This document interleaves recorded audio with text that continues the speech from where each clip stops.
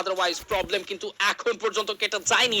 এখন পর্যন্ত কিন্তু তাদের কাছ থেকে শঙ্কা কাটেনি। শুভকে বাঁচানোর জন্য সর্বোচ্চ চেষ্টা করছেন দলের অন্যতম এবং সেরা যদি একজন প্লেয়ার হিসেবে বলা হয় তবে শুভ একজন। ফ্লিকার একদিক থেকে লং সাপোর্ট প্রোভাইড করেন ক্লোজ কম্ব্যাট ব্যাটল গুলোতে। শুভ সবকিছু যেন অনেক বেশি নিজেদের করে রাখে। সমীকরণ মেলাতে হেল্প করে দুটো প্লেয়ারই, সো কাউকেই হারালে চলবে না। এবং তার পাশাপাশি টপ ওয়ান মানিক তারাও কিন্তু ইম্প্যাক্টফুল রোল প্লে করে। এবার কিন্তু ফাইট টু কিল একদম একা পড়ে গিয়েছেন। চারজন প্লেয়ারকে একা ম্যানেজ করাটা it's totally tough for fight to kill. But Shubho spot করবে 68, 54, 94 এন্ড শুভর হাতেই যাবে সেই নক এবং চলে আসবে কিল। রাত ভাইদের কাছে আরো কিছু এলিমিনেশন। রাত ভাই আমার মনে হয় যে বিগত সিজন বা বিগত বছরে যেভাবে আসলে তারা ছোট ছোট মিস্টেক, ছোট ছোট জায়গায় যেগুলোতে আসলে তারা পয়েন্ট আউট করতে পারেনি, কোথায় ভুল হয়েছিল, কোন জায়গাগুলোতে কাজ করতে হবে, সেটা এবার আসলে খুব বুঝে শুনে খেলছে। দ্যাট রিজন আমাদেরকে কিন্তু খুবই পারফেক্ট কিছু গেম প্লে তারা প্রোভাইড করতে পারছে। তাদের প্ল্যান ফিল করাচ্ছে আমাদেরকে যে হ্যাঁ গ্র্যান্ড ফাইনালের জন্য হয়তো এক ধাপ এগিয়েই থাকলো রাত ভাই ওয়াইটি। কি মনে হয় দর্শক, আপনারা কি মনে করছেন? কমেন্ট সেকশন উন্মুক্ত আপনাদের জন্য। রায়হানকে উদ্দেশ্য করবেন এর মধ্যে নেজাদ করবেন কিছু ড্যামেজ। রাহাতের সাইড থেকে এসেছে একটা ড্যামেজ এবং এসিএটি খুবই পারফেক্ট কানেকশন পেল। আরো একটা কিল নিশ্চিত করলো রক্সম্যান গেমিং এবং without losing any man power they still alive with full 4-man roster with double elimination.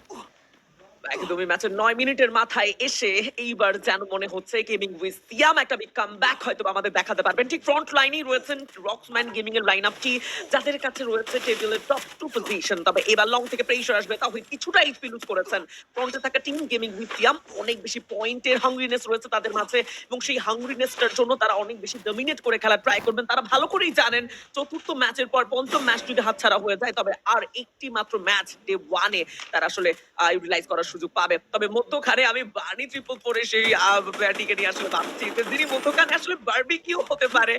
Like দুই পাশের প্রেসারই রয়েছে। তবে এবার শর্ট রয়েছে নেজা এন্ট্রি নিয়ে এই বার্নি ট্রিপল কে তুলে নিবেন। Such a magical shot, but actually এইরকম মুহূর্তে একজন প্লেয়ারের মনে মনে কি চলে সেটা কিন্তু আমরা কিছুটা হলেও ফিল করি। উইদাউট টিম সাপোর্ট তিনি একা কতটা নিঃসঙ্গতা ফিল করছিলেন। তবে গাইস ব্যাটল চলমান। ঠিক ফ্রন্টে থাকা রক্সম্যান গেমিং এর সাথে যখন আমাদের জিডব্লিউসিএম 2 তাদের ব্যাটল চলছিল ঠিক সেই মুহূর্তেই দরজায় নক নক সাউন্ড, কারণ এন্ট্রি নিয়েছে মিস্টার ট্রিপলার পেছন দিক থেকেই এন্ট্রিটা এবং এবার যেন মধ্যখানে পার্টিশনটা হতে দেখো। Oh wow, wow, nice blade entry নিয়ে তার এফ5 19 ব্যাক টু ব্যাক চার্জ। এত ফ্রিকুয়েন্টলি চার্জ করেন, গ্লোবাল ব্রেক করেন, এত দ্রুত রাশ করেন, অপোনেন্ট যেন সুযোগই পায় না। একের পর এক প্রেসার। অ্যাকচুয়াল এই প্রেসারটা কোন টিম হয়তো বা করতে চায় না। ভাগ্যটা যেন আজকের দিনে গেমিং উইথ সিয়ামের পক্ষে নেই। অ্যান্ড আরো একটা বিশাল বড় ধাক্কা gaming with Siam. I don't know why actually জয়ব্রো আমি এটাই বলছিলাম যে ভাগ্যটা সহায় নেই। এরকম একটা সিচুয়েশনে ঠিক দরজা নক করবে মিস্টার ট্রিপলার লাইন আপ এবং ব্লেড এইভাবে এন্ট্রি নিয়ে প্রত্যেকটা প্লেয়ারকে চার্জ করবে। কেই বা ভেবেছিল বলো? কতটা ক্ষিপ্রতা দেখিয়েছেন ব্লেড তা তো প্রমাণ মিলেছে। গোলটা দেখো যত দ্রুততার সাথে এন্টার করা যায় এন্টার করেছেন। এবার কিন্তু রক্সম্যান এসেছে কাউন্টার দিতে। নেজাদ রাহাত এবার কিন্তু শত্রু পক্ষে রয়েছে। ব্লেড কুটুস সামনাসামনি ব্যাটলটা কতটুকু ইন্টেন্সিভ হয়। কুটুস নেজাদকে নক দিয়ে রেখেছেন। এ যেন এক বিরাট বড় লড়াই। এখানে স্টেটমেন্ট থাকবে অনেক বড়। মিস্টার ট্রিপলারদের কাছে নট এলিমিনেশন, কুইক রিভাইভ করে ফেলা হয়েছে। রিভাইভ করে সঙ্গে সঙ্গে নামিয়ে নেওয়া হবে এই জায়গায় প্লেয়ারগুলোকে। রক্সম্যান গেমিং তারাও কিন্তু প্রস্তুত, চাপের মুখে দৃঢ় হবেন আরো বেশি, নিজেদেরকে মানিয়ে নেওয়ার চেষ্টা করছেন। আনসু ক্লোজ রেঞ্জে কুট্টুসকে ম্যানেজ করতে পারেনি।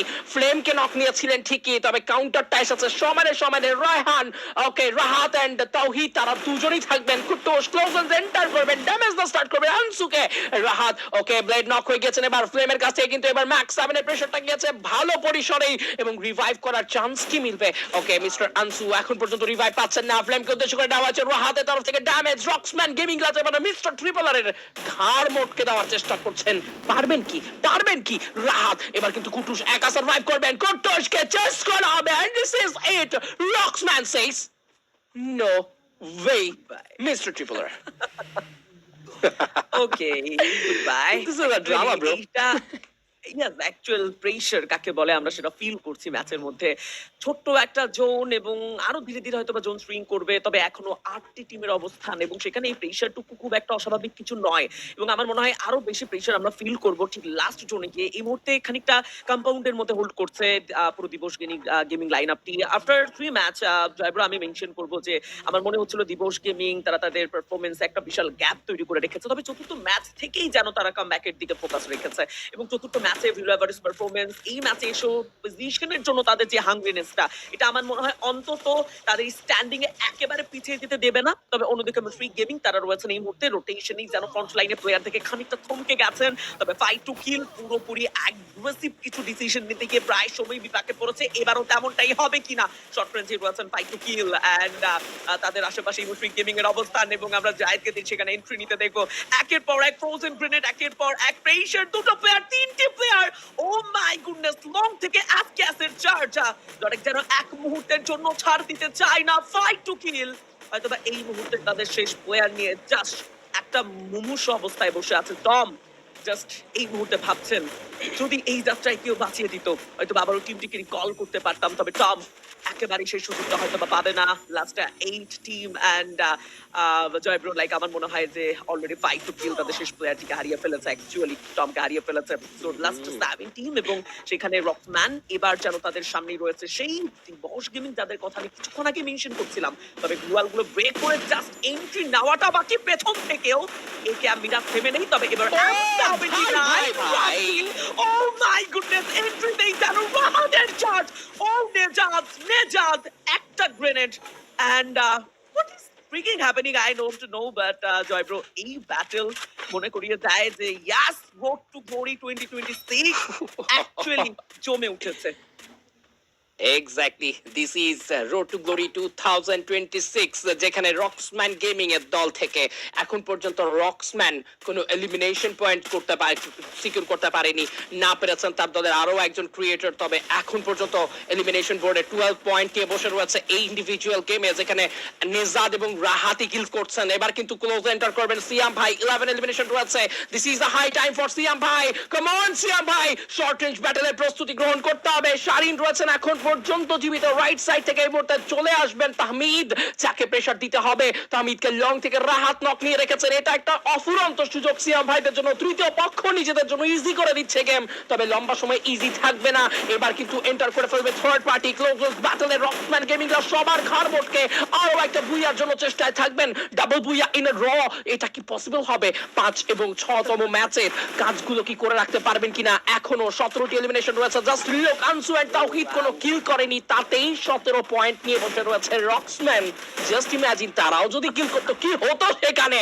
আরো কিছু এলিমিনেশন, পাল্লা দিয়ে কিল করছে রাহাত নেজাদ। Okay, come on and this is a booyah for team Rocksmith.